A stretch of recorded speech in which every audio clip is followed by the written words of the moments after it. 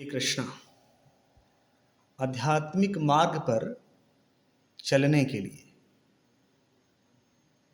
उस मार्ग की जो ऑथेंटिसिटी है, उस मार्ग का जो सर्टिफिकेशन है, वह सामान्यतः दो जगहों से मिलता है आपको। एक तो आपको शास्त्र से मिलता है और दूसरा संत से मिलता है। संत भी संत, क्योंकि संत से ही तो वेद है, संत से ही तो शास्त्र है, संतों की अनुभूति ही तो शास्त्र है, संतों की अनुभूति ही तो वेद है। तो जिस अनुभूति को लिपिबद्ध किया नहीं जा सका, जो शास्त्रों में कवर्ड नहीं हुआ, तो उसकी आवश्यकता जीवन में है, क्योंकि मौलिक जो चीज़ है, मूल जो चीज़ है, वो हमेशा छुप जाती है, छुपी हुई रहती है। क्योंकि मूल चीज़ अगर छुपी हुई नहीं रहे तो उसके फल फूल और उसका सौंदर्य दिखाई नहीं देगा। हम देखते सिर्फ उसका सौंदर्य है, उसका फल देखते हैं, लेकिन हमें उसके मूल को जानना, उसके मूल की जो बलवत्ता है, उस मूल की बलवत्ता को हमेशा बरकरार रखना होता है। तो इसके लिए वेद का मूल, हर चीज का मूल वेद नहीं है, वेद का भी मूल संत है, संत की अनुभूति है, ध्यान है, साधना है, चेतना की उच्च स्तरीय अवस्था है। वेद का मूल, हर शास्त्र का मूल, चाहे वो किसी भी धर्म का हो, किसी भी ग्रंथ का हो, तो उसका मूल तो आपके चेतना की उच्च स्तरीय अवस्था है। वो चाहे साइंस भी क्यों ना हो, विज्ञान ही क्यों ना हो, उसका मूल कारण तो आपकी चिद शक्ति का उत्कृष्ट होना ही है। जब आपकी चिद शक्ति उत्कृष्ट होगी तो उससे विज्ञान का, ज्ञान का, धर्म का, अध्यात्म का जन्म होता है, काव्य का जन्म होता है, गीत का जन्म होता है, संगीत का जन्म होता है, नृत्य का जन्म होता है। ये सब चेतना की उत्कृष्टता का परिणाम है। तो जिसकी चेतना उत्कृष्ट है वो संत है।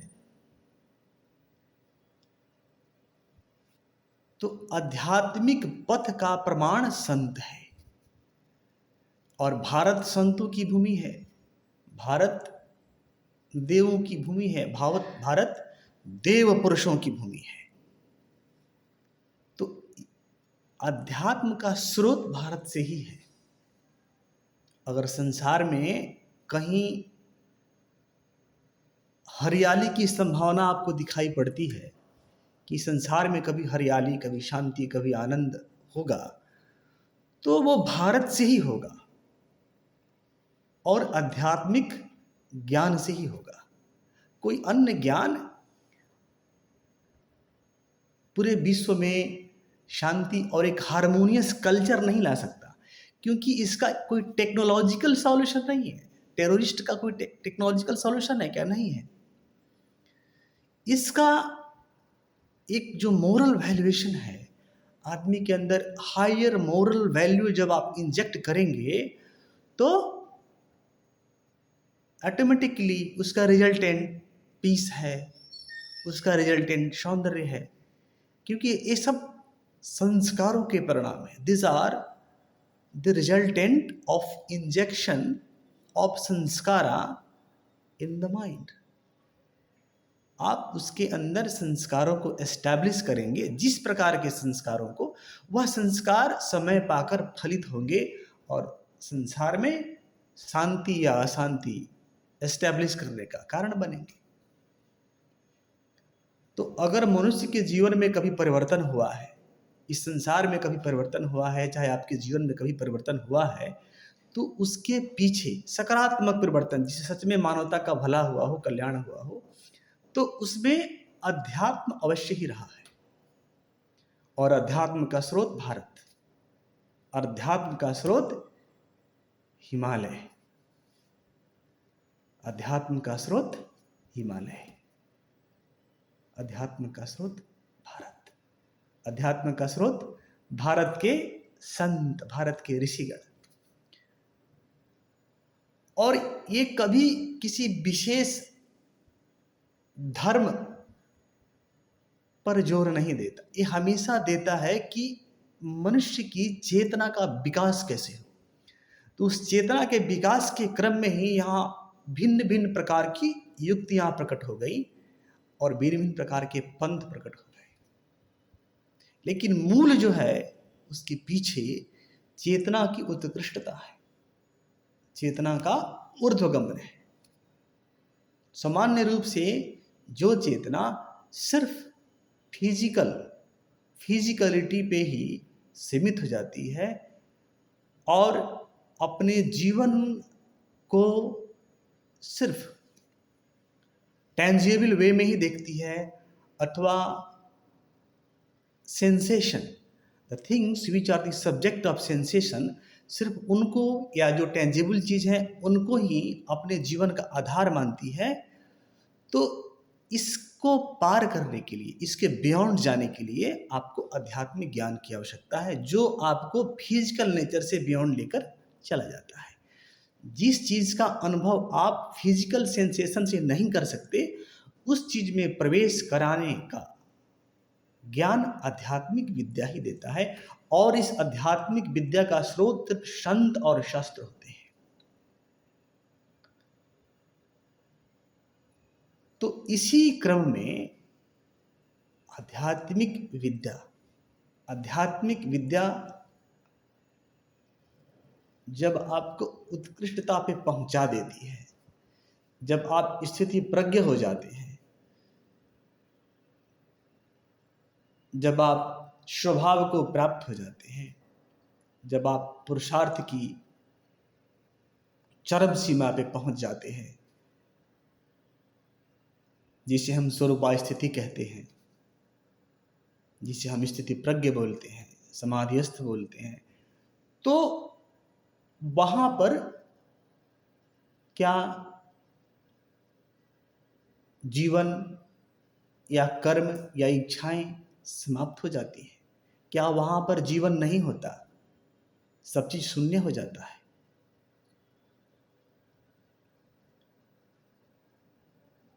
तो भारत में जो कल्चर है, कुछ कल्चर ऐसा है कि जो जीवन एक स्थिति प्रज्ञ का है, जो जीवन एक समाधिस्थ पुरुष का है, उसी कल्चर को समाज में डेवलप किया गया संतों के द्वारा। इसलिए यह ऋषियों की परंपरा है, यह किसी संसारिक मनुष्य की परंपरा नहीं है, यह परंपरा ऋषियों की है। तो यहाँ का हर एक जीवन, हर एक एक्टिविटी जो 24 आवर्स की एक गृहस्थ जीवन का एक्टिविटी है, वह आध्यात्मिक एक्टिविटी है। वह जीवन दैविक जीवन है, वह आध्यात्मिक जीवन है। वह वही जीवन है जो एक समाधिस्थ पुरुष समाधि अस्त होने के बाद जीवन को जीता है। भगवतमय जीवन, भगवत भक्ति से युक्त जीवन। तो उसी जीवन में आपको कृष्ण भक्ति, उसी जीवन में आपको कृष्ण भक्ति, उसी जीवन में आपको भगवान की भक्ति का उदय होता है। कब? जब तुम स्थिति प्रज्ञ हो जाते हो। तो वो सबके लिए अवेलेबल है। जब संत उस चीज का संदेश देता है तो सामान्य जनों के लिए भी वो चीज बिना समाधि के भी उपलब्ध हो सकती है।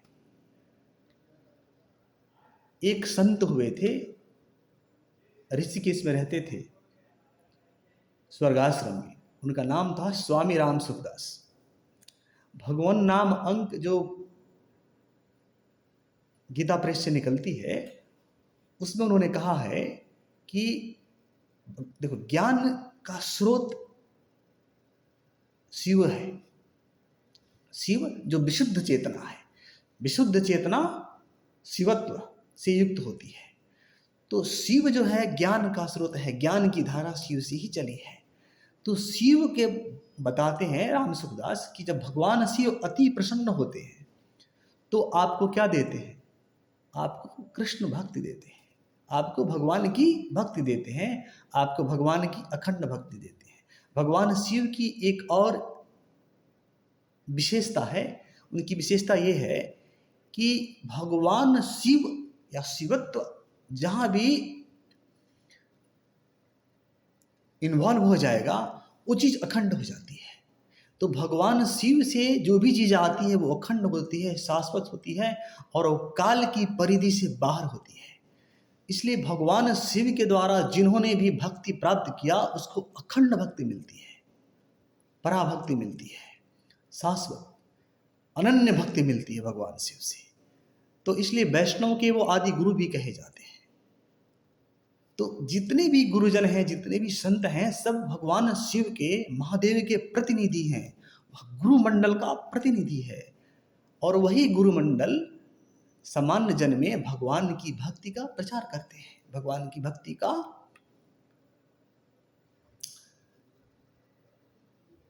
संसारिक लोग अभ्यास करें इसका प्रयास करते हैं। तो भगवान की भक्ति जो है, योग, जप, तप, समाधि, इस सब के बियॉन्ड की चीज़ है, दिव्य चीज़ें हैं जो सबको उपलब्ध है संतों की कृपा से। इसलिए हमें अधिक प्रपंच में नहीं पड़ के भगवान की भक्ति करनी चाहिए। भगवान की भक्ति आपको उपलब्ध क्यों हो पा रही है? क्योंकि कोई ऐसी चेतना थी, कोई ऐसी उत्कृष्ट चेतना थी जिन्होंने समाधि में जाकर देखा कि समाधि अस्त जीवन क्या होता है।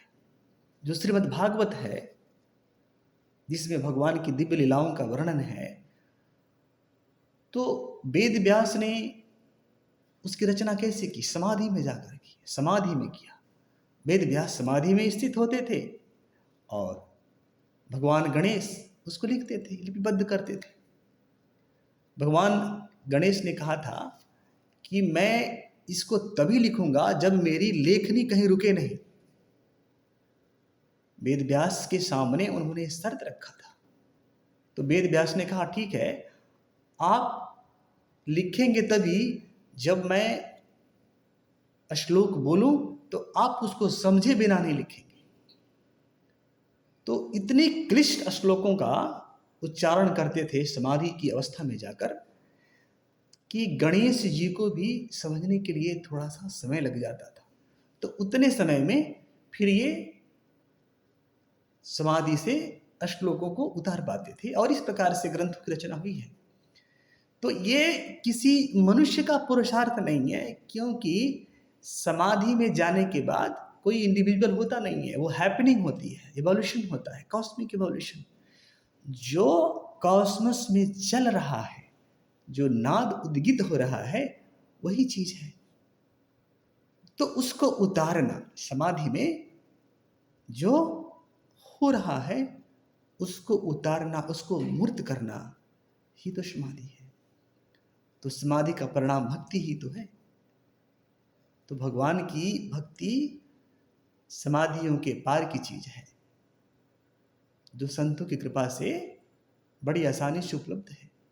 भगवत परायणता, भगवान की भक्ति, ये दिव्य गुण है। जीवन में ऐसा नहीं है कि जीवन आज है कल को नहीं है, या जीवन यहीं शुरू हुआ यहीं खत्म हो जाएगा। जीवन कभी शुरू नहीं हुआ, जीवन कभी खत्म नहीं होता। These are different stages only. We are just crossing all these layers. And we all are divine beings. We are in the foreign nature right now. That's why we are suffering. We are not in our real nature. We should be established in our real nature. How it will happen? It will happen by chanting Hare Krishna, doing Bhagavad नाम जप, भगवान के गुण का कीर्तन करने से। हरे कृष्णा।